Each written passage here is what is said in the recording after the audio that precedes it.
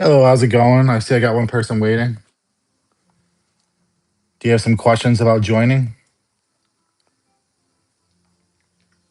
First, I'll start off. My name is Sergeant Aaron Calcagno. I'm a sergeant in the United States Army Reserve. My goal is to help anybody that's thinking about joining. If you're 18 years old, you're in high school thinking about joining. If you're in your late 20s, early 20s, late 30s, you have questions.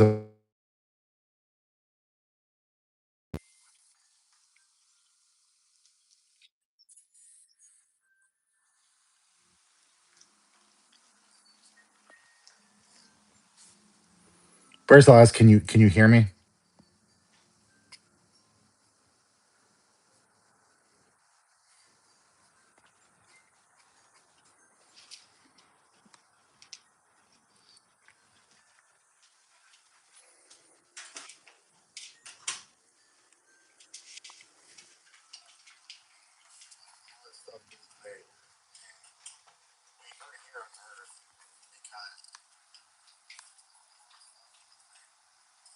Let's see if this actually works today.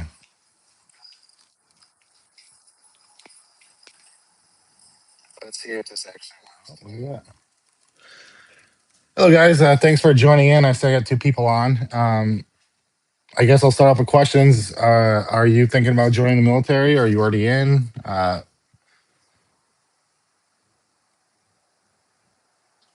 kind of give my introduction again. I'm a sergeant in the United States Army Reserve. I originally joined when I was 18 years old, and then I joined again when I was 31.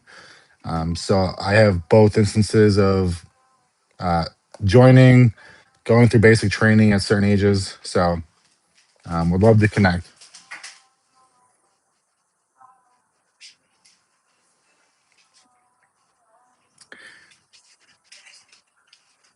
And also, every day I've had problems with my live stream. So if you guys can hear me, can you just give a thumbs up?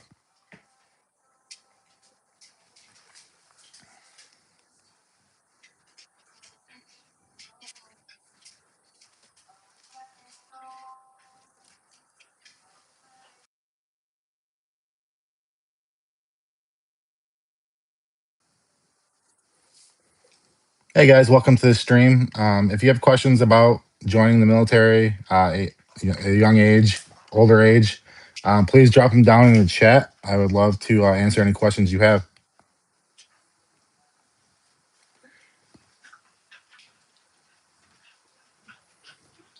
Hello, Alec.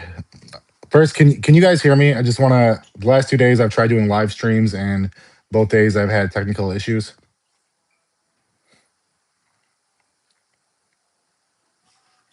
Perfect, awesome. So what do I do in the military?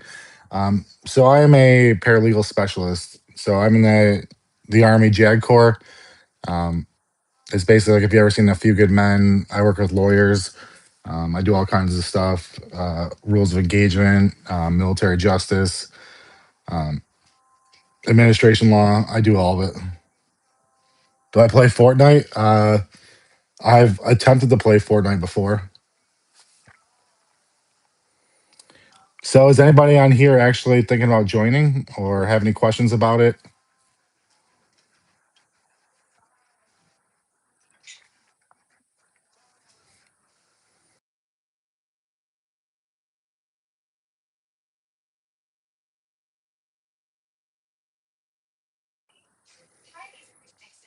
You're trying, how old are you?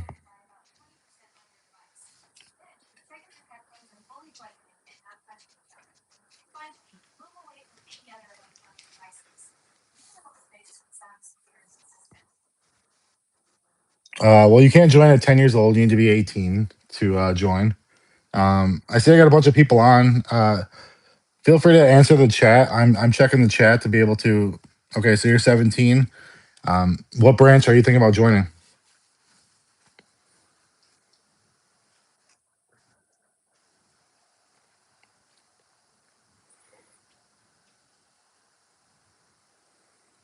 So Alec, I see you're 17 years old.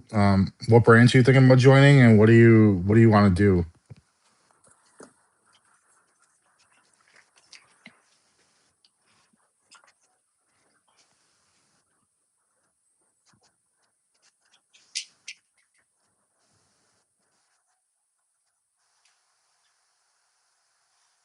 Can I just add you? I don't know what you mean.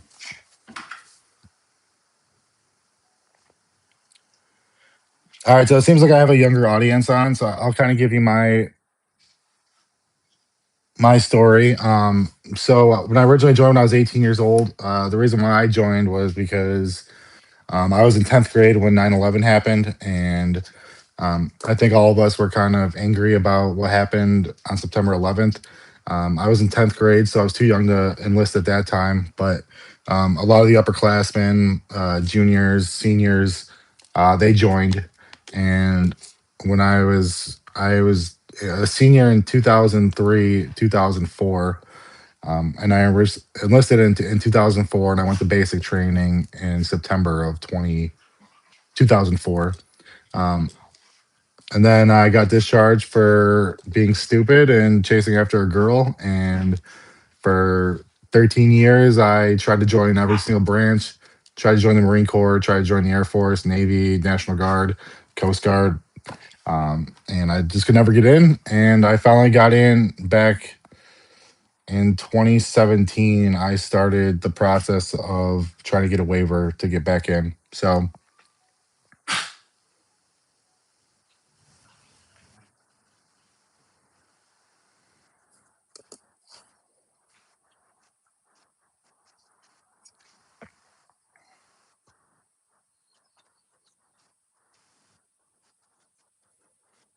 Does anybody have any military related questions? That's not Fortnite related.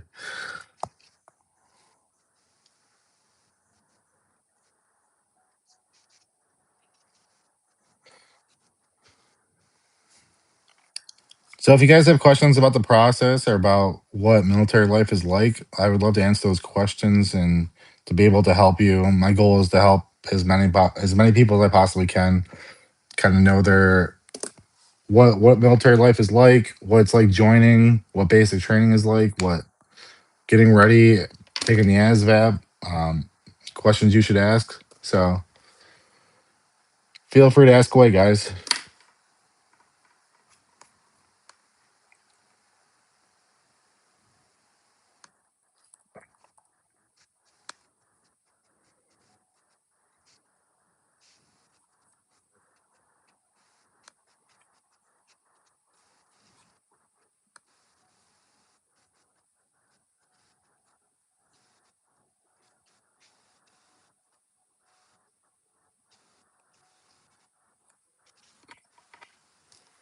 All right, since nobody's on right now, I'll just kind of go through my story, and if anybody wants to jump in, ask any questions, I'll jump in. So again, I joined because of September 11th. I wasn't a very good high school student, and I didn't really. Yes, Jesus does love you, so I appreciate you putting that in the chat. So again, I wasn't doing very good in high school, and I wanted to do something with my life, and I wanted to serve my country because at this point, pretty much everybody had the anger in their hearts about 9/11, and they decided to join. I had some buddies that joined, and then I joined as soon as I left high school.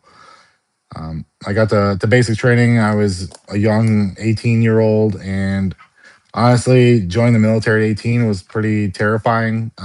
You go from being a kid hanging out with your friends, and the next moment you're down and you're seeing these people with these Mountie hats on, and you're stressed and you're contemplating every decision you made up until this point. And you see other people kind of letting the stress and anxiety get the best of them. So, uh, pretty interesting. I got down to reception down in Fort Jackson, South Carolina, and I know like we had the so basically when you fill out your packet with the recruiter, you go to the recruiter, they give you a packet, you fill out all your history, all your family members, um, jobs that you've worked, places that you've lived, school, education, all that.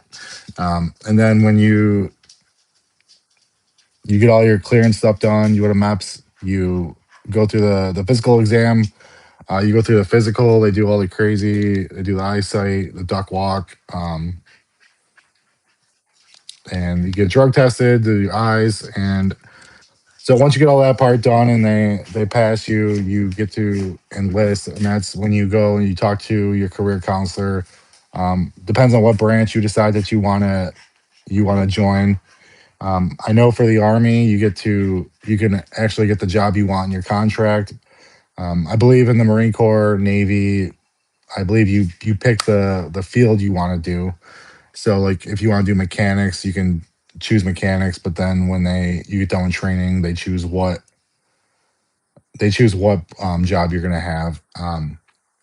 So the first time I enlisted as a 63 whiskey, which was light wheeled vehicle mechanic. So doing like with the Humvees and stuff like that. And when I got the basic training, they actually got rid of that MOS, and MOS is your military occupational specialty or your job.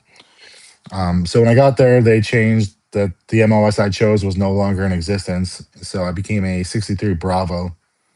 Um, and like I said, when I got the basic training, they had you go to reception. Receptions when you get off the plane, you go to the bus. You get on the bus, you get on base and you go to the reception battalion. This is like where like you make the transformation from that you're not a civilian anymore. So you get off the bus, they have a bunch of footprints. You stand the footprints. They give you some commands. They tell you to hold your folders, and that has all your enlistment papers in it and your ID. Um, and then, like immediately, they try to break you from that mold of being a civilian. So like they give you basic commands, and because you don't know what you're doing, you do them wrong, and then they discipline you. So I believe they told us to do like a right face or something like that, and nobody did it correctly, and they started making us do push-ups. So we go in there, and then we have our amnesty time, which is basically if you brought anything to basic training that you weren't supposed to bring. So like uh, cigarettes or anything like that, then that's when it's your time to get rid of it. If you have any inappropriate pictures, you can get rid of it at that time. Lighters, all that kind of stuff, because that's stuff you're not allowed to have with you. So you go through that. Um, I think you answer. I think they gave us food and we sat in the hall. So like they gave us like a little kids lunchbox thing with like juice and fruit snacks and stuff like that. Um, and then we go get I think we get our body scanned, and then we got our PT uniforms. And your PT uniforms is what you wear. So like your shorts, your t-shirts, depending on the time of year, you'd have a jacket and pants, gloves, hat. So you get that, and then you start your in processing. That first day, you get like no sleep. Um, this was a little different because when I went in 2004, we did have sleep. We slept for like I think 2 or 3 hours. We had to do like fire guard, and nobody knew what they were doing. So everybody's equally as stressed. So then what do I mean? I got my body scanned. So basically, they want to make sure that you have a properly fitting uniform. So they have a room. You go in. They have like it's kind of like the body scanners at the airport. So like you go in and you stand up and you stand like this, and it measures your body, and basically it says what size uniform you should be wearing because it wants you to have a true to size uniform. All right.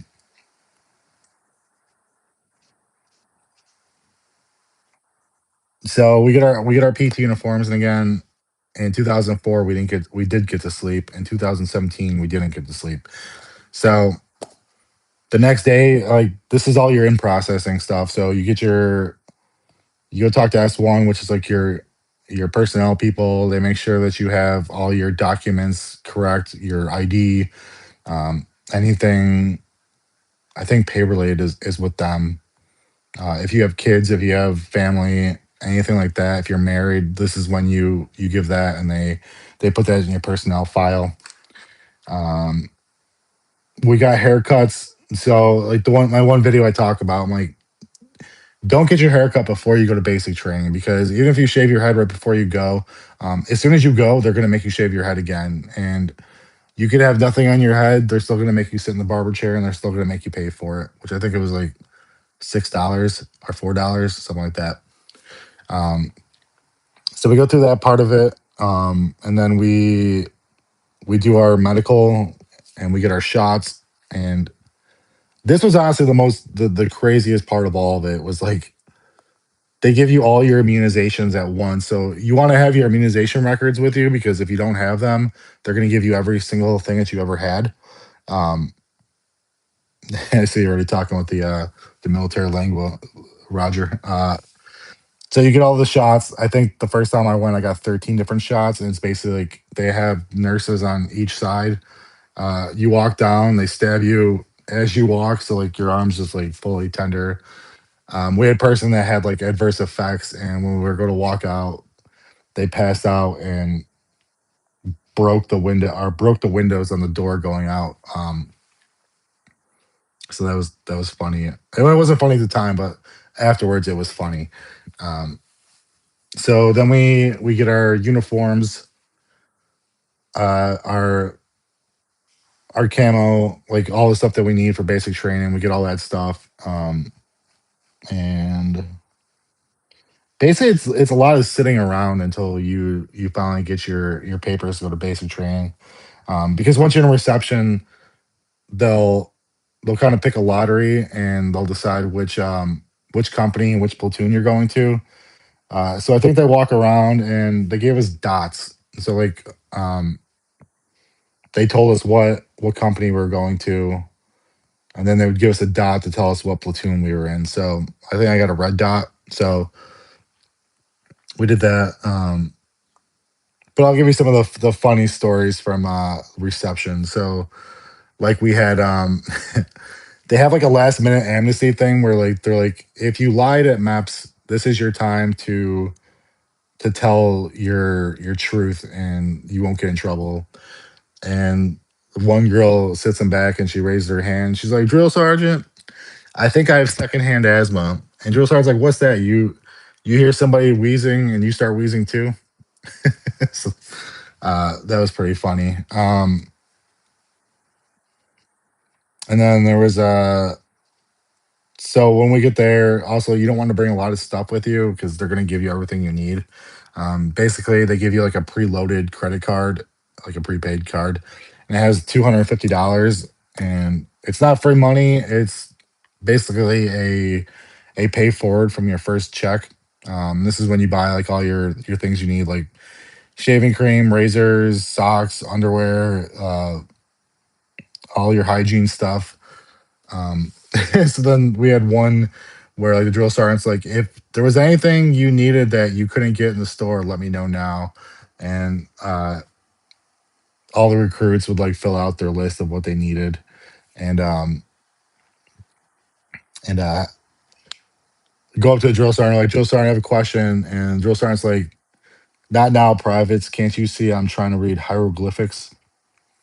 So that's um, and the one thing you'll find when you join the military is that it's definitely a very wide variety of people that you're going to meet from all across the country. You're going to meet people that have come from money, people that don't come from money, people that are rich, people that are poor, people from all different cultures and ethnicities. So you're going to get like this melting pot of people that you never would have expected to meet, and you kind of connect because you're going through this hard time together. Um, all right. Hi, it's nice to meet you. I'm Madison. Do you have LED lights? Yes, I do have LED lights. I mean, technically, these are LED lights too. These are just my Christmas lights, and then I have the LED light strips in the back. Um, so I have an almost 8-year old son, so the lights kind of make a nice ambiance for him. So back to basic training. So you go through the first couple days. Um, this is where I picked up one of my worst bad habits. So uh, every time I sit down for a meal, I always eat super fast. And the reason that is because So when you're in reception, you eat 3 times a day. I think it's at like 5:30, around like 11:30, noon, and then again like 4:30, 5 o'clock. And basically, that first meal, you go in, drill sergeant tells you go up to the dining hall, or the DFAC, which DFAC stands for dining facility. And you basically have like certain food groups that you can eat, and you go around and you pick up the food that you want. And then you all go to the table, you all stand up, and when the last person goes, they say take a seat. You all sit down, and then this is when they start messing with you mentally and kind of pushing you to see how much you're able to take. So um, drill sergeant, I think he was like, you have 30 seconds to eat, and then like the moment that they said go, like guy next to me just shoved everything in his face, and literally his cheeks were puffed out like a hamster. And drill sergeant's like, okay, okay, private, you have a little more time. So uh, it's it's not really about tasting your food; it's just making sure that you get the nourishment that you need. Um, and so we did that, and then they march us up to our barracks for the night. And reception is a little different than in basic, um, but they put you in different like places, and then like you have your holdovers. Um, and the difference between like the early days and again in 2004 compared to 2017 is back in 2004 they still what they call smoke you, which is it's physical training that's meant to encourage you not to make the same mistakes again. So basically what they would do is in one of my videos I talk about like just start doing if you're joining the military, just start doing like some body weight exercises, like start doing push-ups. And I always tell people, I'm like, don't think you have to do a certain number to get prepared, because whatever you're doing, you're gonna be pushed even harder once you get there. Your goal is to be able to have a certain level of stamina because they're gonna test your ability to withstand physical activity. So like for push-ups, they never once gave us a number of push-ups to do. They never said like drop and give me 20, drop and give me 10. It was always if you were marching, and marching is like when you're all walking in step together, they would make us stop, and they would make us do a half right face because when you're in formation, when you do a half right face, it basically allows everybody to get down the push up position, but like in a diagonal line so you can all fit. And basically they would say like down, and then like they'd make you sit there for 5, 10, 15 seconds, and they'd be like up, and then like you go up in the high plank.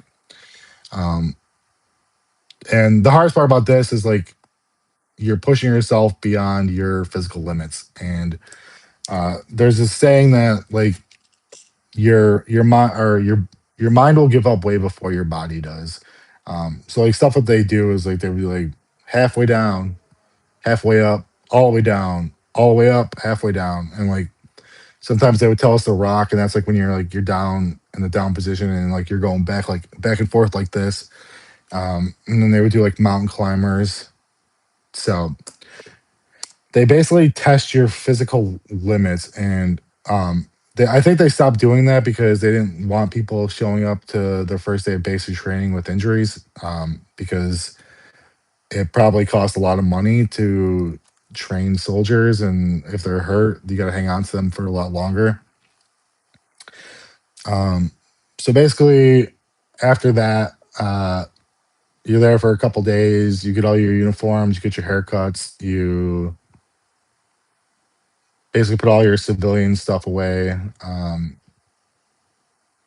And really at that point, like you don't really do anything, you just kind of sit around and you wait until you're ready to go to basic. And like this part was crazy because they would have us like sit around, do nothing, and we would just stand in formation for like hours and hours and hours. And then you would see people, because they just shaved their heads, people would get sunburned heads. um, so then they would tell us when pickup was, and that's when we got all of our stuff, put our stuff in line, we sat down on our stuff, and when they got there, they organized everybody, and they basically moved you out by platoon. So you got up You line up on the bus, you get on the bus, and as soon as you sit down, they make you put your head down because they don't want you to see where you're going. Sounds like bring Sally up. Let's bring Sally up.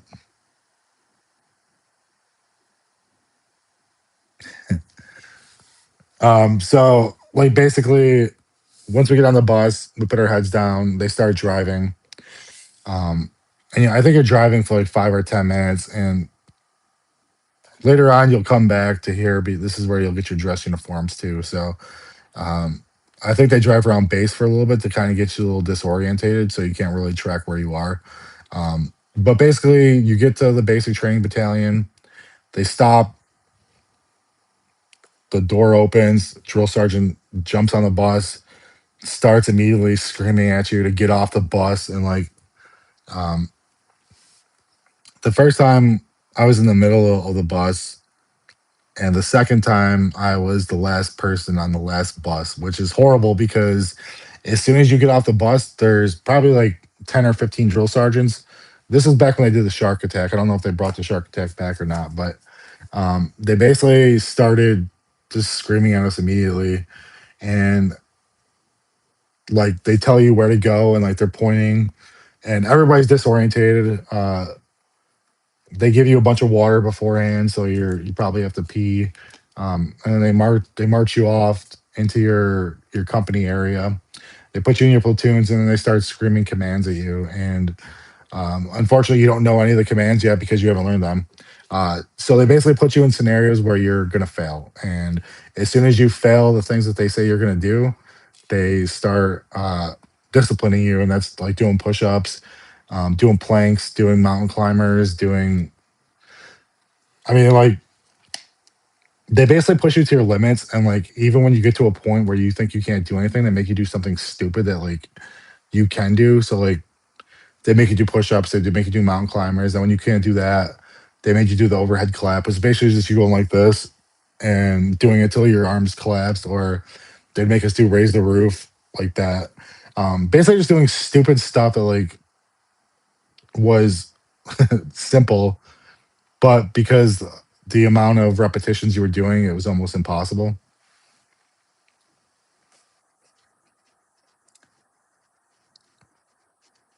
Okay, yeah, I think I remember that. Was that from high school? It was like the '80s song, right?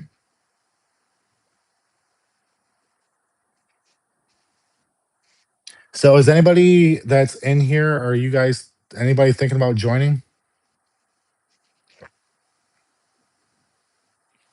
If you are, type it down in the chat. I would love to answer any questions that you have. Um, right now, I'm just kind of telling my story because I have a little time.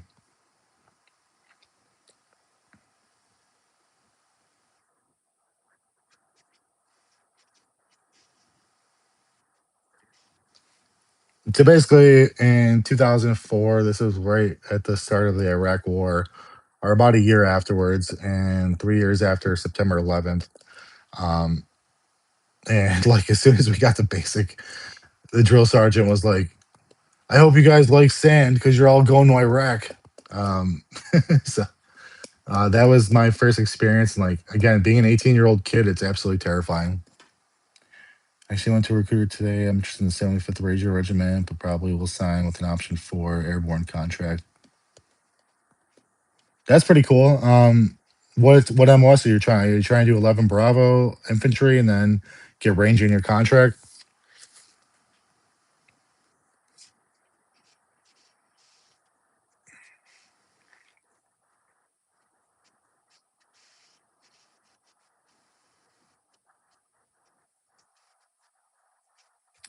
I know that some of the recruits did have Ranger in their contract. But honestly, some of them they would get there and they were like, I can't do it. But that's pretty awesome. You're thinking about doing that. Again, are you? Do you know what MOS you want? Because I know you can get that in that, but you can still do regular jobs. I believe in the Ranger Regiment.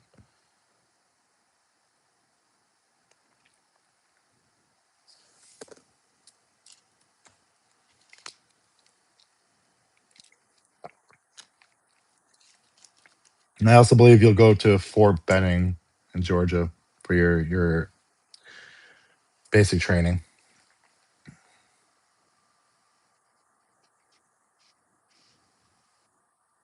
11 actually. So you're gonna do 11 actually special forces though. So you're gonna do special forces and ranger.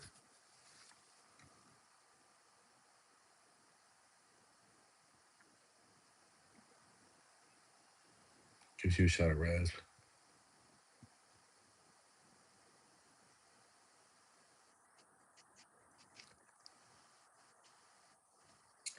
Well, I know the 11 X-ray is special forces. I think because I remember when I was joining the second time, I was older. Again, I was 31 when I joined the second time, and they're like, check out this video, and I'm like, not for nothing, I'm 30 years old. Like me being a special forces soldier is not likely at this point, and I was trying to do the family thing, so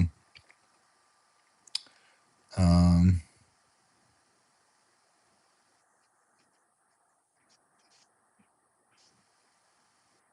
I wish I'm way over the age limit.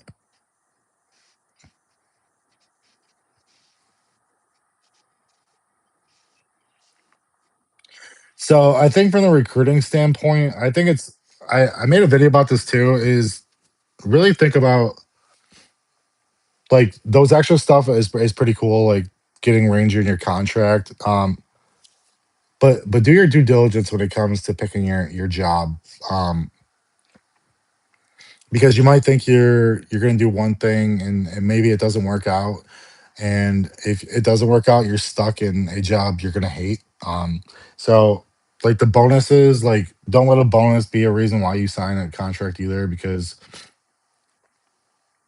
usually there's a reason why there's a bonus associated with a job. It's because um it's not a job that people want. So think about it in that standpoint, they're trying to buy you being in the position that they need. So and honestly they tax your bonuses at about like 40%. So and your initial enlistment contract, you get 50% of it when you, I believe, graduate AIT, and then you get 25% of it halfway through, and then the other 25 the rest.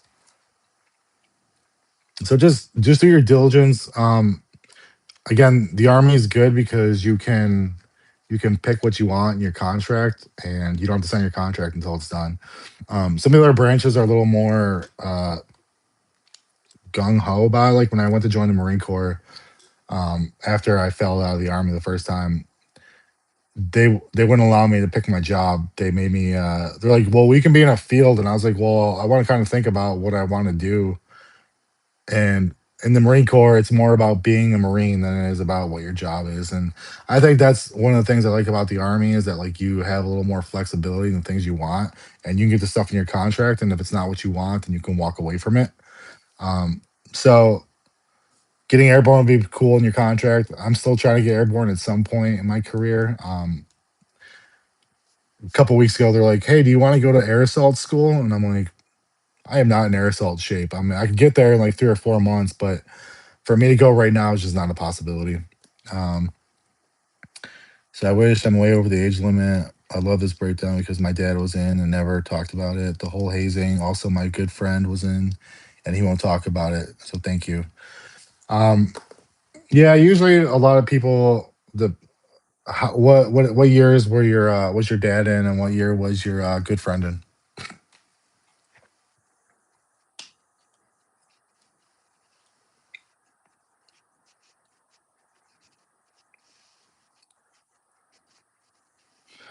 Do you ever hear of any MLS that people seem to love? Um, yeah, but a lot of people like the 11 Bravo, which is infantry, because you get to shoot all the cool guns. The only downside is you spend a lot of time in the field. Um, I love my job as a paralegal. It's pretty interesting work, and the nice part about being a paralegal is that, especially when you're active duty, is that you don't have to do staff duty. And the reason why that is because in the JAG Corps, we basically process uh, any disciplinary stuff, and they never want us to be a witness for something that happens that we have to process paperwork for. So we're considered special staff. Um, our units, especially since I'm in a reserve unit, we're with a bunch of officers, so we basically get officer accommodations as an enlisted. Um, but there's a lot of cool jobs. I mean, when I was coming in, I wanted to be an intel analyst. If I was going to go active duty, that's what I wanted to do was intelligence analyst. Um, and the job school for that one, I think, was in Fort Huachuca, Arizona. And then there was another one that was human intelligence collector, and that's like a year long course where you go to, like, I think it's right outside of San Francisco. It's a year long course, and you learn a language, and then you study people that speak that language, and then uh, you pick up intelligence on that. I mean, honestly, there's tons of cool jobs. It's just you gotta do your research. YouTube is a great resource. YouTube wasn't really that big when I was younger, so like you kind of just had to depend on pamphlets and stuff like that. Which I love the fact that there's so many resources now where you can like tap into. But again, like when I tell people like when you think about the job you want to have, again, like the bonuses is like is the shiny thing you reach for. And again, like the problem is like if you're young, that bonus is going to go away super quick. Like I knew guys that blew that contract or that bonus in a week, and then they were absolutely miserable in the job that they had. Like um, again, when you think about the job you want, you don't have to sign the contract the day that they present it to you, because sometimes what happens is they say we only have a certain amount of jobs and they have to fill this, and it might not be a job you want, but you have to think about the fact that like especially in your initial contract, you're signing an 8-year contract. So um, if you're a reservist, you're signing a 6 year by two. So you're doing 6 years active reserve, and then you're doing 2 years in the IRR, which is basically just sitting around and waiting. If you do active duty, I think you can do 3 years and then 5 years in active ready reserve, or you can do reserve time after that. But the way I chose my job, the first time I was kind of naive about it, and I wasn't really sure if that's what I wanted to do. But use joining the military as a way as a stepping stone for what you want to be. So like before I joined the second time, I got my college degree and I was working as a manager in a restaurant, and I just wasn't happy. And like I already had my degree, so like I had the education, and I just didn't know what I wanted to do. Like I wanted to make a difference, which is why I joined the army, because like at least when I wear the uniform, I can feel like I'm standing up and doing something like truly amazing, and that I'm making the world a better place by my service. Um, and it came down to like the different jobs I wanted as to what I thought I could do with myself post graduating AIT. So again, if I went active duty, I wanted to do analyst, which is kind of like when you see in the movies with like the screens and like analyzing any intelligence that's coming in. Um, I also thought about doing public affairs specialist because I got my degree in communication. I wanted to kind of do like the like TV or like radio jockey, and then what was the last one I wanted to do? It'll pop in my head at some point, but apparently it was not as important. But I ended up choosing paralegal because I knew it was something I could do that could transfer into the civilian world, and that's exactly what I did. Was when I came home from AIT, I searched out some law firms, and I was able to finally get hired as a paralegal on the civilian side, and that's kind of what boosted me into my civilian career. So let me catch up on some of the chats. All right, so we covered that one. Your dad served in Korean War. Well, thank you for your dad's service. I know they say Korea is the forgotten war because it's stuck there between World War II and Vietnam. Um, and unfortunately, we didn't stop communism. In Iraq, yeah, it was a tough time for a lot of those guys that came home from Iraq. I mean, those are the guys we're seeing now that are having the PTSD. I mean, luckily, I would say if anything that's positive that has changed in the military in the last, I mean, you're going Korea, so that's 75 years ago. Um, is that even up until the Iraq war times, it was looked down upon to have any um, like PTSD and any mental health issues. And I would say the one positive thing about the modern military is that they emphasize your mental health and making sure that you're taking care of yourself, so you're the best you can be. Uh, how is the Marine Corps gonna react to the fact that I was pre-diabetic 3 years ago? Um, so when it comes to like that, it's not the branches that really determine what your qualifications are. It's MEPS. So basically, you have your when you want to join the military, you go to recruiter. You have to take the ASVAP, and the ASVAP is for any branch. So basically, you take the ASVAP, it tells you what your scores are, tells you what general scores you have across the board, tells you what jobs you're eligible for. And then once you do that, you go to MEPS, you take your physical, and that's when they review your medical records and stuff. And honestly, if you don't, should you tell them about your pre-diabetes? Um, Basically don't divulge anything that you don't have to, because anything you say is going to lead to investigation, and honestly at MEPS their goal is to disqualify you. So if you start listing off things that you don't have documentation to prove that you don't have, they're going to disqualify you and make you so you can't enlist. um, this is what I talk about in one of my other videos too, is that like obviously if you have scars that you can't like cover up, like if you have a big giant gashing scar like right here, and obviously it was like from surgery, make sure you have documentation to show that you're all better from that. But like don't just go and be like, I think I have diabetes, because if you're pre-diabetic 3 years ago, you're probably not diabetic anymore, if I'm guessing. So if you don't have to share it, don't share it.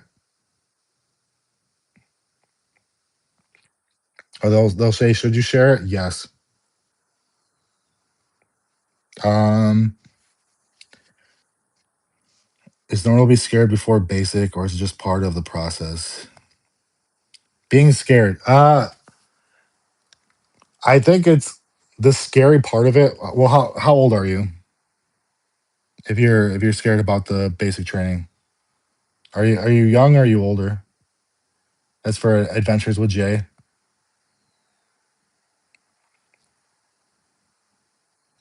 You're 27.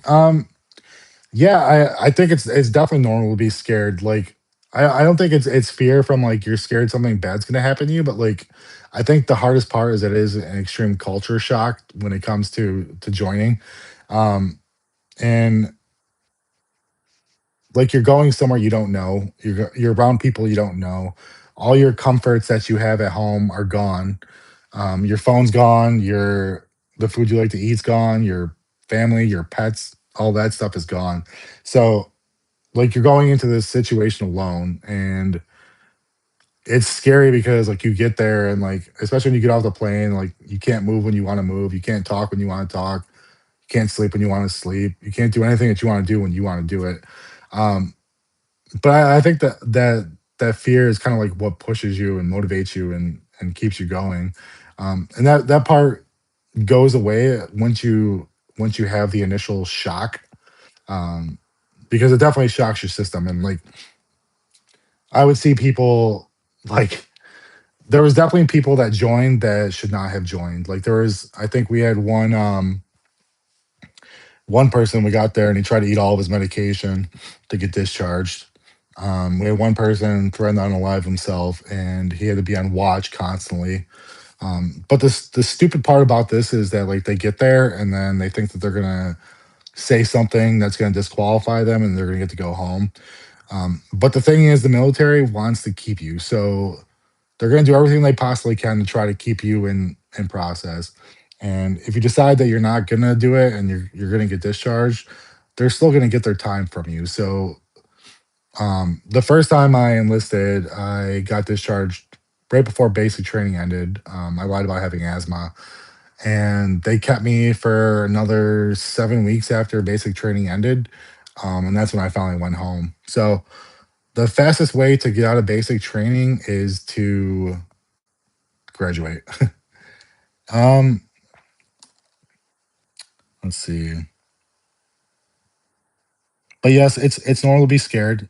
Don't, but it's a good thing because honestly, you become a better version of yourself in basic training. Like I think like you go through hardship and it builds you up and it gives you confidence. And honestly, like the one thing I'm grateful for about it is that like it gives you a whole different perspective for how things are because it's basically like being a prisoner for like 12 weeks, 13 weeks, and you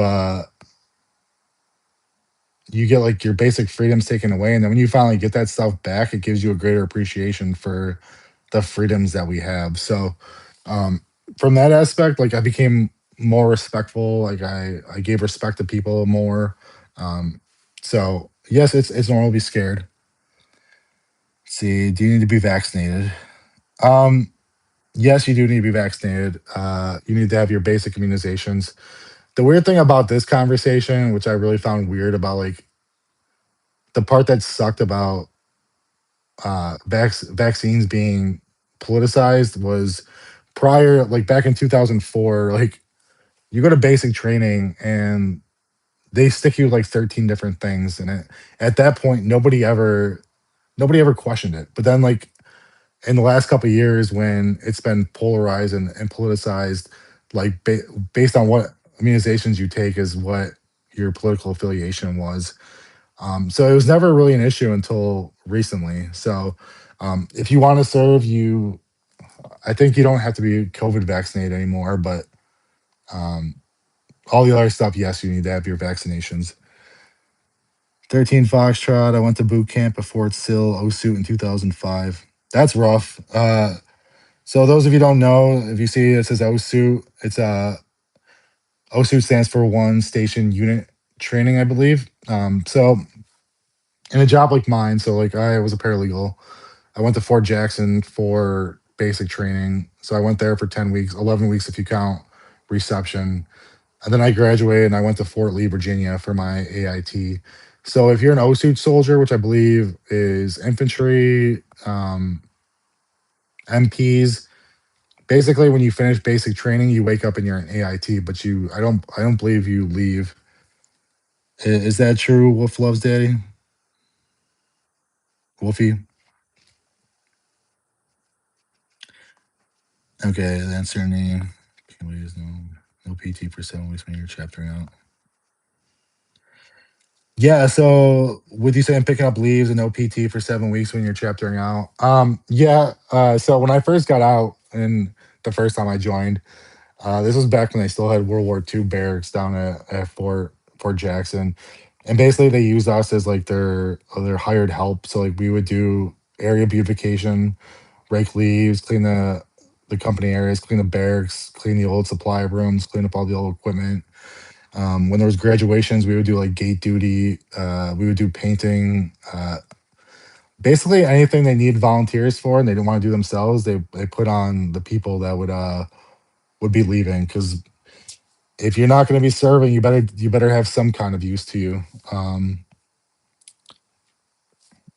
One station universal training. Okay, so I was wrong. I got the U part right. The uniform. Yeah, that's I couldn't imagine. So when I joined in 2017, my AIT was the first AIT to have drill sergeants back. Um, so it sucked because prior to that, like when you went to basic training and you got the AIT, you were able to have some freedoms that you didn't have in basic training. So like if you're a male, you could start growing your hair out and having like actual haircut. And basic training, you have to shave your head for every haircut. You'd get your phones back. But when I got to AIT, it was drill sergeants again, so they had like a more strict routine where you had to go through like a couple like one cycle. So like in basic training, it's broken down into three different parts of it. So you have red phase, white phase, and blue phase. So like red phase is like your initial like, hey, you're a soldier now. Start doing soldier stuff. Start doing PT. And then you start I think towards the end of red, you're doing like the confidence course. Um, you start doing that, and you start doing PT, running. White end of red phase is when you start doing introductory into basic rifle marksmanship, and that's when you start learning your weapon. Blue phase is when you start putting it all together and you're doing your basic training testing, doing your medical training, doing your final PT test, doing your field exercises. So it's gradual progression. So like if you guys are thinking about joining, I don't want you to think that like the first day is going to be like you need to be super soldier. It's definitely it's a progression as you go through. So like when I went in, we had ruck marches, and the first ruck march was like a mile. Second ruck was like 3 miles, then it was like 5 miles, then it was 6 miles, and like the final culmination I think was 12 miles. And the same thing with like the runs, like you start out like and you start out like on your the groups that you're able to run in. So like for running, there's Alpha, Bravo, Charlie, Delta. Delta is like males are not allowed to be in Delta, and then they don't want males in Charlie group either. So that, but they let them start there, but then by a certain time, they're like, you need to move up and you need to progress yourself. Um, so it's a progression. So again, start doing your stuff now. Start running. Start jogging. But don't feel like you have to meet a certain criteria before you get there. Just get your body used to doing physical activity, get your body used to doing push-ups, planks, stuff like that. You'll have a good base and a good foundation to get there. Thank you, Erwin. I appreciate you putting that comment. And yes, I do use chapters for grunt work. Yeah, that sounds rough. Staying in the same barracks as the AIT because the barracks in AIT are definitely a lot nicer than the ones who are in basic training. Did anybody ever sneak out of the barracks at night?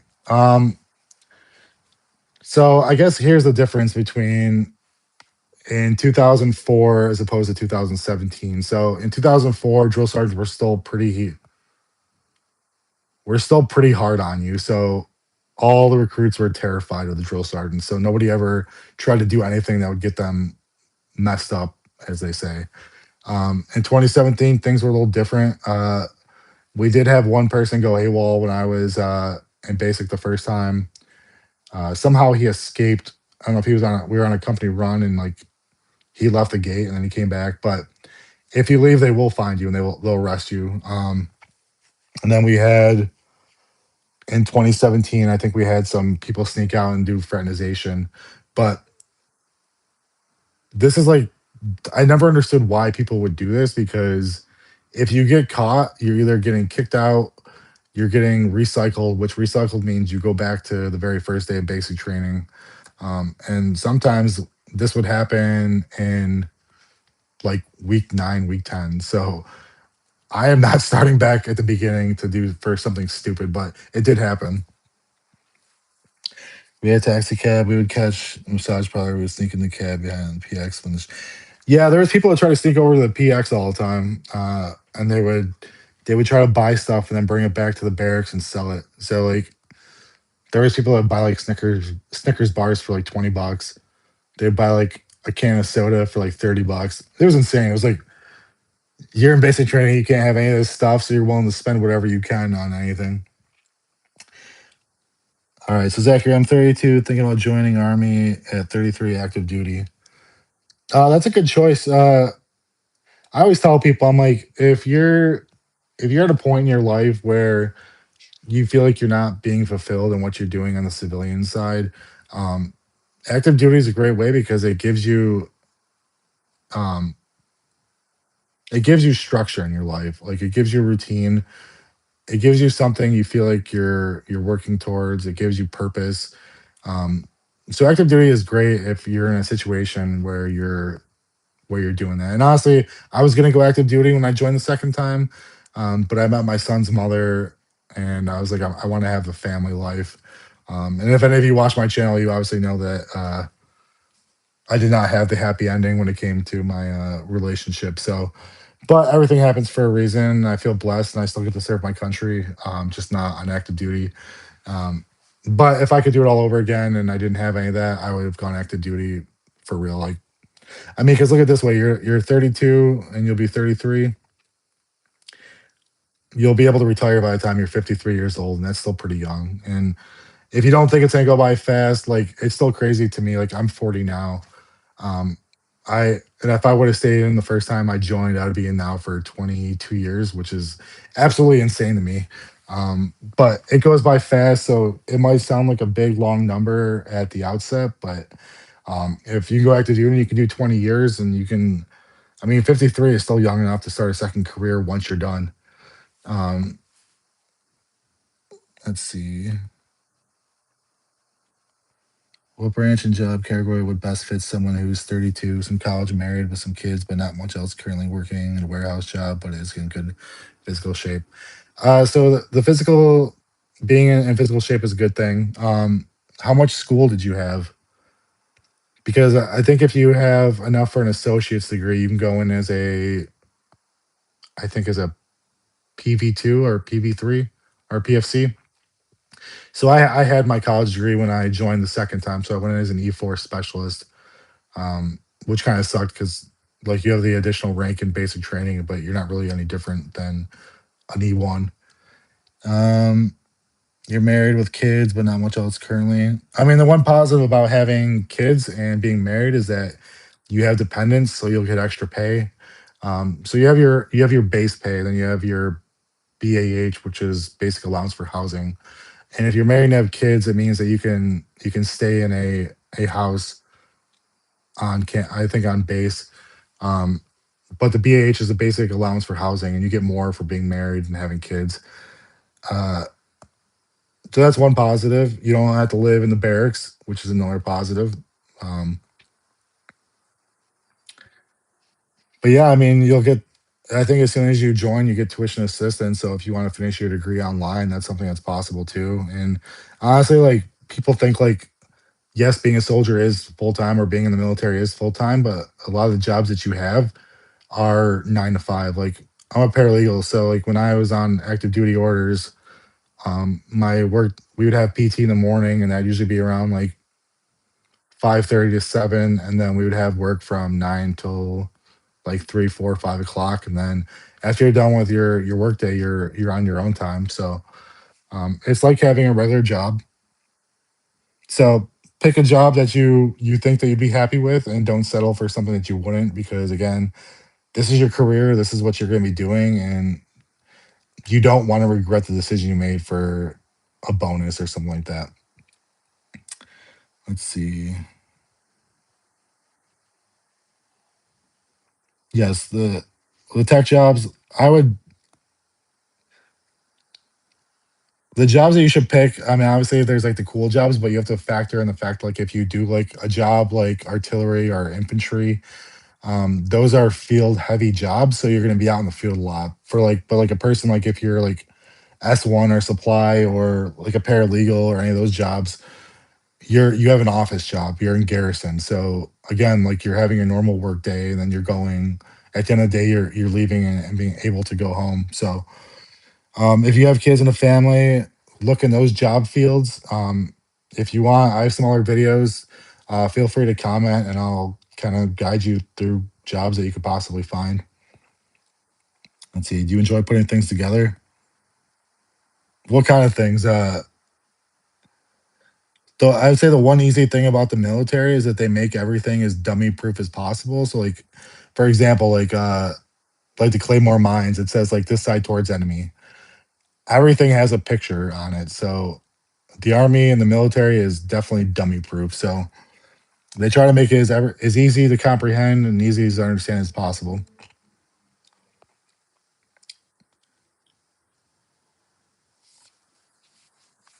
Yeah, you're welcome, Zachary. You don't have kids or a wife, you want to do 20 years. I mean, again, that's a great mindset to have. Like I said, you might meet somebody while you're there. You might um, just don't make that your priority. Um, but 20 years, you get to see some amazing places. I think your first duty station. So I guess those of you who are going active duty, I kind of tell you how the process works for your duty stations. So when you get to AIT in like the second or third week, they give you a wish list, and it's like your three choices of where you want to go. So like the first is like everyone says Hawaii, everyone says like Japan or Korea, like those kind of places. Um, and obviously it's the needs of the army, but like sometimes you do get the station that you request. And then I think you have a little more choice as you go through your cycle. I know everybody I graduated with in my AIT class, they all went to Korea, and there was a couple that went to the old guard, which is like where the tomb sentinels for the Tomb of the Unknown Soldier are. So, but usually in your AIT class, most of you go to the same place. So if you're training with a lot of people, there's a good chance that some of those people you trained with are going to your first duty station with you. Actor working on aircraft would be a good way to make lots of money in certifications. Yeah. So again, like with picking your jobs, when I was doing it, again, because I realized I was going to be a reservist, picking a job based on looking at the civilian job landscape, especially if you're going reserve, like use this time. Obviously, get your basic skills as military, get in shape. But if you pick a job that translates into the civilian world, that's pretty awesome. I mean, like if I think if you're a medic, you have an EMT certification. Like for me, I was a paralegal, so I was able to find a paralegal job once I was done. If you join the Air Force and you become like a firefighter or air air traffic controller, I think you can do that on the civilian side too. So there are benefits to if you are a reservist and you want job training. Maybe it's not always super easy to find something once you're done, but like you have the skill set, you have the military experience, you can listen to orders, you're disciplined, and people look good on that. Army, Navy, Air Force all do it. That's true. 64 credits, no degree. I stopped, but it was a marketing. Seems interesting, so I'm pretty flexible to work some bank jobs too. Thank you. So I think that the I know especially for the army, I think it's based on credit hours that you have. So like obviously I have my bachelor's degree, so I had that, but I think if you have 60 hours, I think that's considered a associate's degree. So you'll be able to go in as an E3 in the army if you decide to do that. Don't quote me on, it, but I believe that that's accurate. Let me just check real quick since I have my computer right here.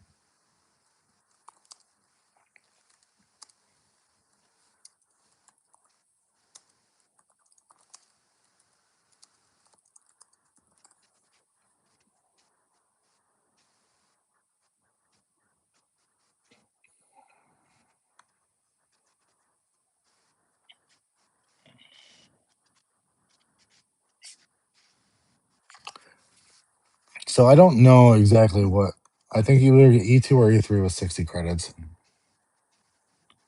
Do you have any advice for not getting razor bumps? Kind of off topic, but I've always struggled with this. Um, so I'm guessing if you're asking that, you're probably African American because that's usually the people that had issues with it. There was a couple of white soldiers that had the issue too. But yeah, I know in basic training, if you have like bumps and stuff like that, you can go to sick call and they'll give you a profile and they'll basically limit the amount of times you have to shave. So I think it's like you have to shave every 3 to 5 days. Um, and you're not allowed to like shape your facial hair or anything like that. It has to be like natural growth. But I mean, like, there's things you can do. There's special razors you can buy, skincare routines you can do with like using hot water. I mean, that helps open your pores. Getting good facial soaps and stuff like that. But it is medical stuff, so you could get a waiver for it and a profile for it.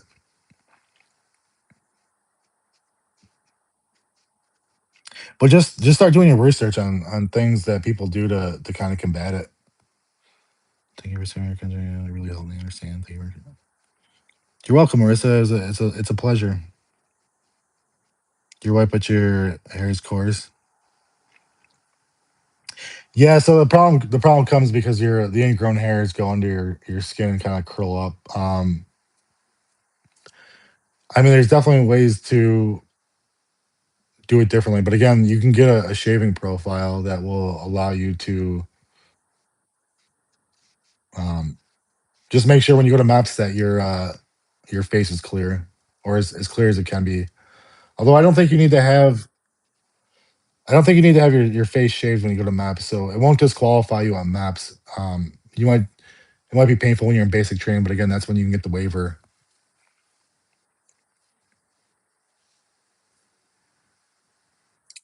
Let me do some research after this, and I'll see if I can put something in the comments after I post this live.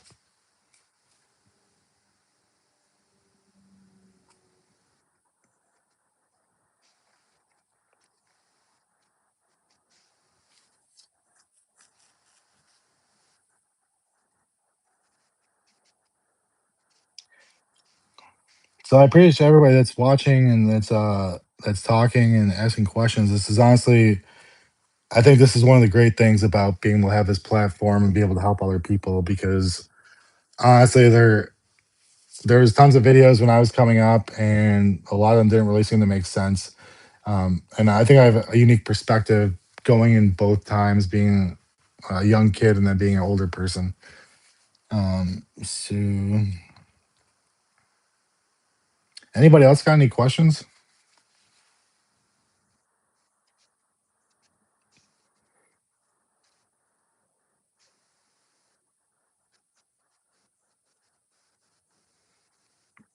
What's your question? 520 Bigs.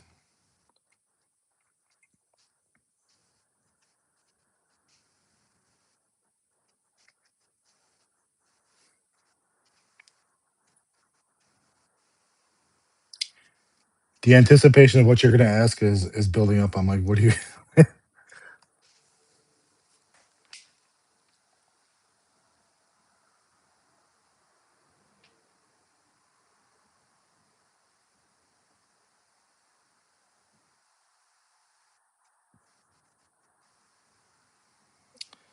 22 active duty, wanting to look into becoming a corpsman in the Navy, but seeing that I wanted to be a medic, thinking going to the Army is. So you're 22 and you're already active duty, or you're thinking about joining active duty?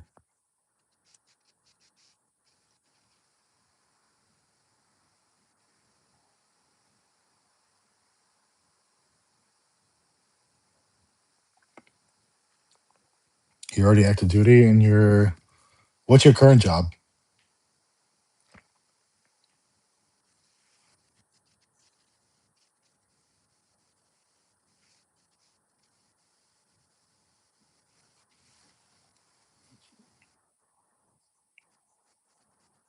And you're in the Navy.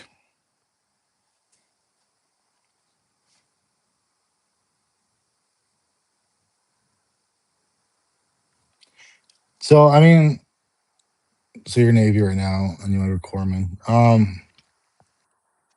Well, I know the corpsman in the Navy because I thought about going this track at one point because I was thinking about becoming a nurse, um, and I thought about joining the Navy as a corpsman. I know they travel with the Marines a lot. I mean, I know in the Army you can transfer your MOSs. Like if you have it, I think you have to have a certain amount of time within your MOS, and then you can request a transfer. And I know you can transfer from the branches. I mean, the only difficult thing is if you're Navy and you want to go Army, they would make you go through basic training again. There was a recruit in the company next to mine. He was in the Navy and he came in and he was an E5. And it's like the weirdest thing I've ever seen in my life is that there was a sergeant going through basic training because I think he was a petty officer in the Navy. Um,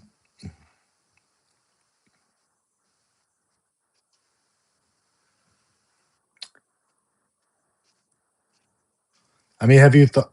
So if you're 22, how long have you been on active duty?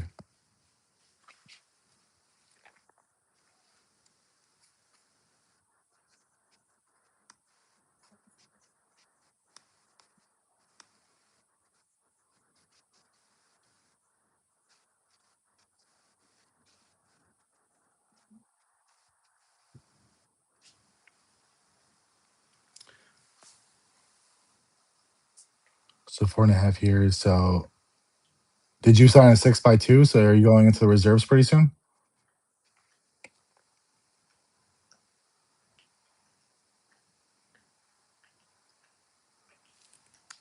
I mean, I don't know. I don't know if the Navy does it this way, but I know in the Army, like once you complete your 4.5 years or your 6 years, you can go to the reserves. I don't know how the Navy Reserve works, but I know you can request with your career counselor to be an MOSQ because you're already qualified. You could go to your career counselor and see if there's any billets for corpsmen. And if you have, I'm assuming that if you have your ASVAB had the scores that made you able to, that you would be able to get it in your second contract if you're looking to either extend or reenlist.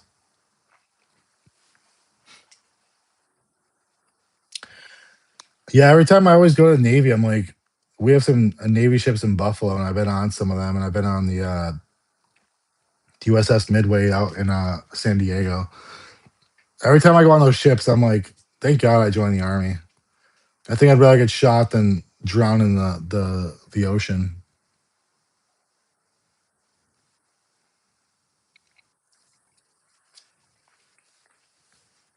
I mean, you could always go Air Force too. I mean, because I think it's the way it works is like if you're Marine Corps, you can transfer to any of the other branches.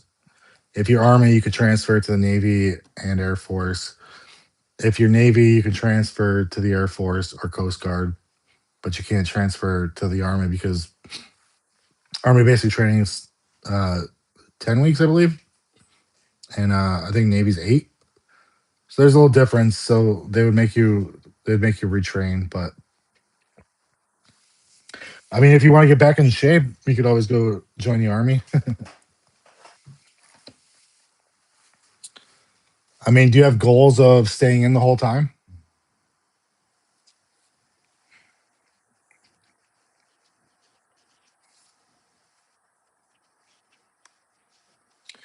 All right, give me 1 second, guys. I just have to say goodnight to my son real quick.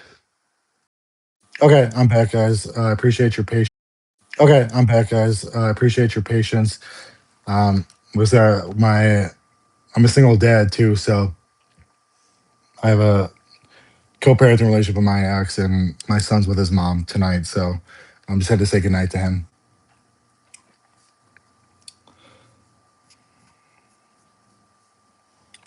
Joined out of high school and been on it 3 years, but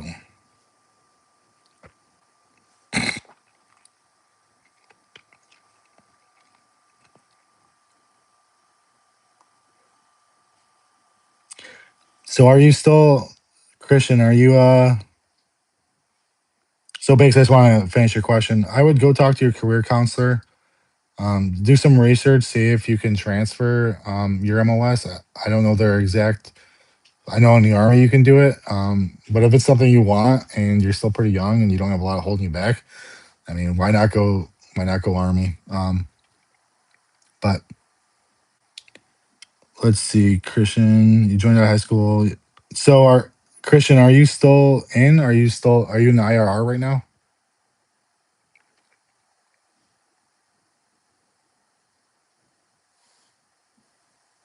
And 520 bakes, it would be full basic training. I don't think. Let's see. Yeah, I think it would be full basic training.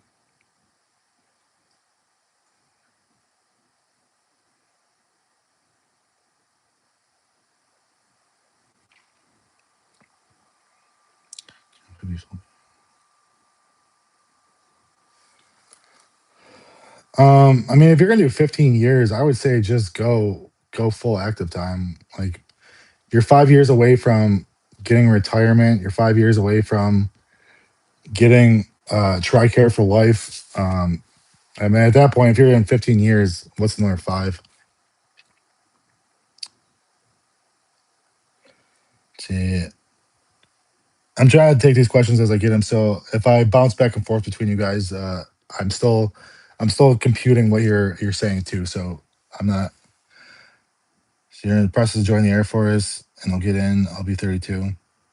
So I'm curious of what kind of luck you're having with the Air Force, because like the one thing that I hear is that Air Force recruiters are the hardest things to find in the world. I know when I was trying to join the Air Force, it was almost impossible to find a recruiter and actually get them to talk to me. So, but I'm actually thinking about. So I just recently reenlisted for 4 more years in the Army, um, and I'm thinking about once I get done with that, switching over to the Air Force and finishing my 20 in the Air Force. Um, so, Mohammed, are you only interested in the Air Force, or have you gone through the process? Are you like talking to a recruiter and all that? Um, like, have you thought about any other branches at all? So, Christopher, when you went to BCT the second time, was it easier to deal with than the first? Um,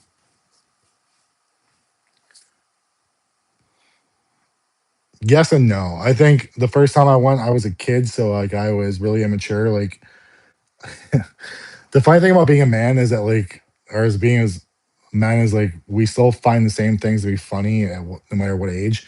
And when you're older, the things that you used to think were hilarious annoy you. So like when I first joined, like back in 2004 as a kid, like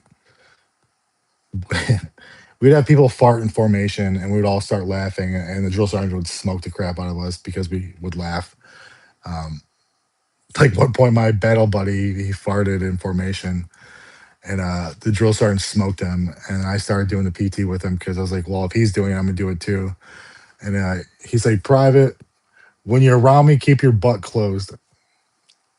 So uh, I mean, it got easier when I was older because they kind of relaxed some of that craziness that they had back then. But I think dealing with the immaturity of some of the younger recruits was kind of frustrating. When I was 18 years old, it was kind of I was just going with what life came with me. But I think when I joined later in life, I had a greater like sense of purpose of what I was hoping to accomplish.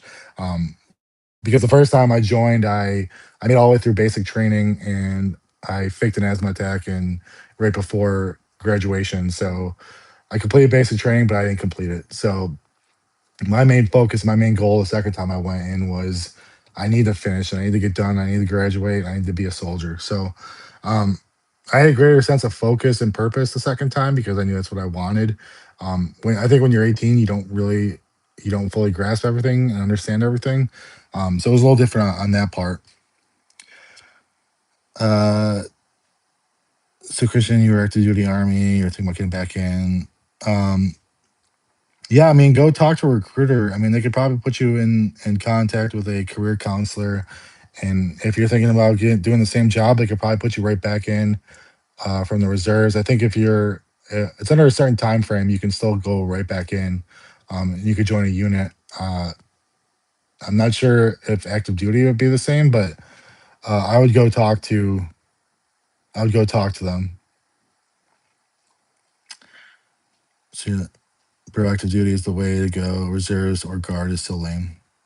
Yeah, I mean, again, it goes based on like what you're hoping to do. Like, if you're not doing anything with your life right now and you join the reserves, like, yeah, you're gonna go to basic training. Yes, you're gonna get that training, but as soon as you graduate AIT, you're gonna come back and be doing the same exact thing you were doing before. So, like, if you have family or if you're in school or if you have a career and you want to serve, the reserves and National Guard is cool. But like, if you're in a point in your life where you're not really doing anything, like you'll come back and be doing the exact same thing you're doing. The only difference is that once a month you're putting on your uniform, if that helps. So Octopus, I joined at 40 in Canadian Armed Forces. What's the age limit up there? I know the Army just switched to like 45, which I can't imagine doing basic training at this stage of my life. Um, you signed up for the Army before, so you went through Army and then you finished your contract. Now you're trying to join the Air Force, or what's that? Because I know the Air Force, if you got out of the Army for a certain reason, I know that sometimes the Air Force doesn't accept waivers to get in. I know the Army usually does.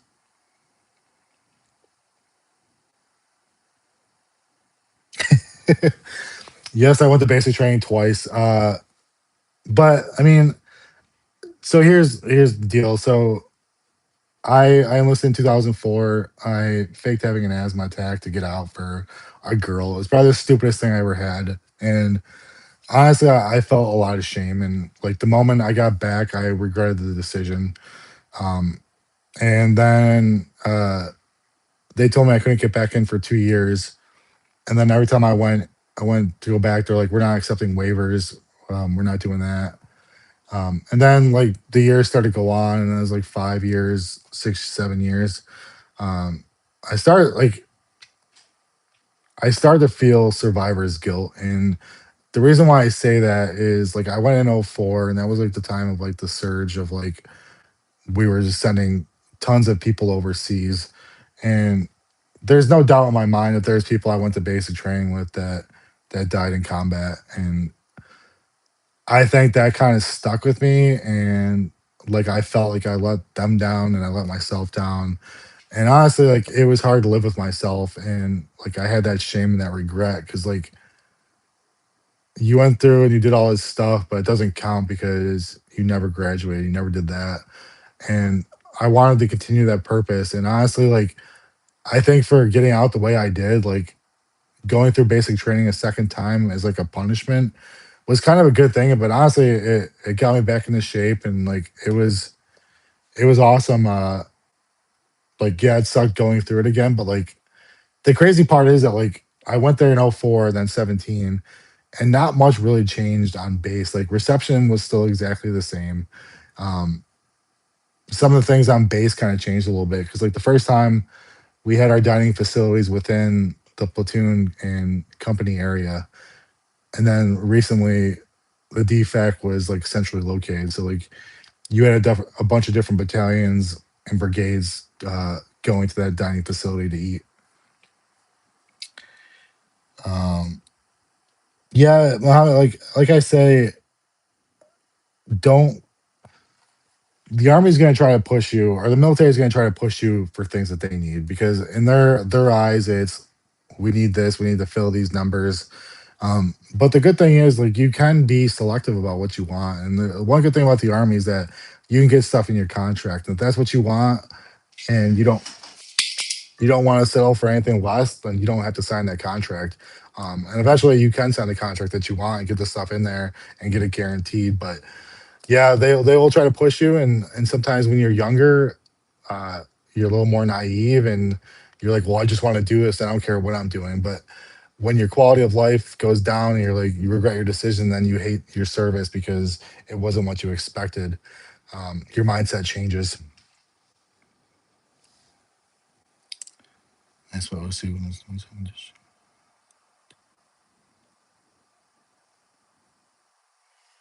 Um, so you're welcome for you saying thanks for the answer. If you went through basic training in OSU and you got discharged in AIT, you're 27. That should be 29. Um, I think as long as you finish basic training within the last 3 to 5 years, I don't think you have to repeat it. I think you just have to go to AIT again. So we had a couple people that were stop lost when I was back in the early days, and they came back in. They went to reception, got all their uniforms, and then they went to AIT. Um, so I don't think you have to go to basic training. I think you just go in as kind of like an I think you just go to AIT for training, if I'm not mistaken.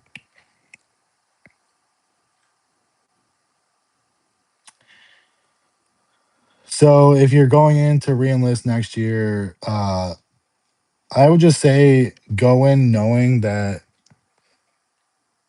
it's gonna test your patience. Because when I finally came back in and I was finally able to get waivers, um, they they try to do everything to disqualify me, like stupid stuff. Like I got discharged for asthma, so like I had to get an asthma check, and I passed that test. But then they wanted me to go through a psychiatric evaluation because obviously I have a screw loose if I'm leaving for a girl. So I had a psychological examination. They cleared me for a moral waiver. And then like there's stupid stuff like they try to disqualify you for. Like so you go in and like one of the things you have to do is like they check like your um or like how you can move your wrists and stuff like that. So like my arms, I can't put my arms back like I'm trying to put it back right now. My wrist stays straight, but like I can go like that, so I can still do push-ups. So they try to disqualify me for that. So the process is like you go to MEPS, and if you're out for a specific reason, if it's medical, if it's psychological, you know in advance that you're going in and you're trying to get a waiver for those things. So you go in, you do your physical, you pass the parts of it you can, and then the things that you're disqualified for, they have you go see a specialist for that specific thing. So like the the breathing test, I went and saw a asthma doctor or whatever. I forgot what they are, a lung doctor. And then for the psychological, I went and saw a psychiatrist. For my wrist, I went and saw an orthopedic surgeon, and they did examinations on me.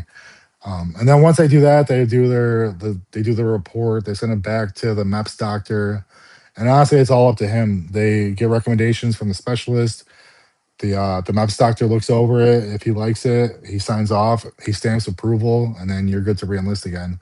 If not, you get disqualified, and you have to try again at a certain time and date.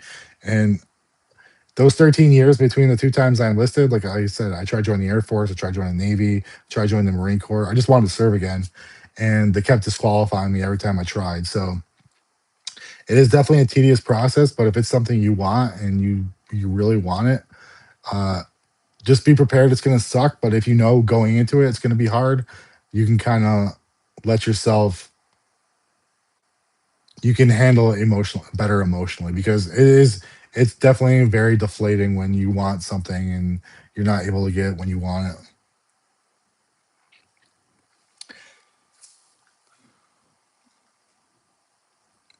Yeah, honestly, like the survivor's guilt is real. Like I think the hardest thing is like again, like your buddies are going in situations that could put their lives in danger, and you feel like you copped out of it and you took the easy way out. And honestly, that is very motivating, to kind of push yourself. Like I'm not gonna lie, when I went to basic training the second time, I finished my PT test, finished the in the in the field training. We came back and we did the rite of passage ceremony where like after you do your 12-mile ruck march, you come back, you drop all your gear, you run back out to this field, and basically it's like the commander gives you this ceremony where you put your beret in your cargo pocket. You go out there. There's a flame. They play American Soldier by Toby Keith, and they basically tell you to take your beret out of your pocket, put it on, and you're a soldier. I cried. um, to be able to finally earn the title, it was huge. I mean, again, the worst part is like going through all of it before, and you basically can't claim it because you didn't do it. That's why it's like it's funny when you see these people that got discharged and they go on TV and they're like, "I'm a Marine Corps veteran," and like I'm like, "No, you're not. Like, if you didn't earn the title, you can't claim it. You could claim you went through that experience, but you can't really claim the title of it." So those of you that are going through, there's a certain amount of you that are trying to get back in. I'm gonna pray for you guys. If you want me to, I'm gonna say a prayer that you guys can find peace and that God will put you on the path that leads you back to where you want to be. Because I know what it feels like, and I know the stress and anxiety that comes with it. And when you want to reach a certain level, and that's important to you, um, I want you guys to achieve that. Because honestly, there's a lot of stuff that stink about the military. There's a lot of stuff that is frustrating about it. But at the end of the day, like wearing that uniform is something truly special. And uh, like it's a love hate relationship that we have. So thank you. I appreciate that. I think that we all could use somebody praying for us and um, having a little extra attention on us. I believe that it's a righteous thing to serve and to do it for the right reasons.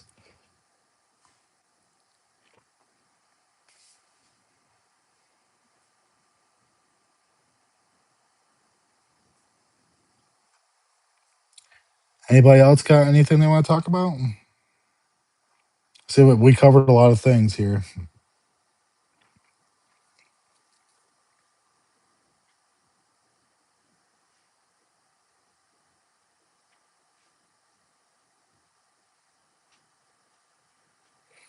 So hey guys, I'm gonna be ending here soon, but I genuinely appreciate all you guys coming on and watching and participating. Like this is what motivates me. Um, I didn't start my channel to be a military channel. I'm a single dad. I have dad jokes, so if you guys like laughing, I have tons of dad jokes on my channel. Um, and I would love to earn your subscriptions if you like funny content. I do have a lot of military content about different parts of it. Um, my videos have gotten progressively more informative, and I'm trying to do more of stuff like this to actually answer questions in real time, because I think that's very beneficial, because sometimes the algorithm just doesn't pick your stuff up. um, so I appreciate you guys watching. Please check out some of my other videos. Please feel free to watch my dad jokes. Subscribe. I'm gonna try to do one of these a week, so I truly appreciate you guys watching. It's truly an honor to touch you guys and be able to help you in your journeys. If you have questions, I'm going to put this up public. So continue to comment down below anything that you have questions about. I will answer any of them. I will look in and research it for you guys. My goal is to help the next generation of warfighters and soldiers and sailors and airmen. So whatever I can do to help you, just please reach out. May God bless you guys. May God bless you in your journeys. And I pray that you get exactly what you're hoping for. So may God bless you guys and have a great night.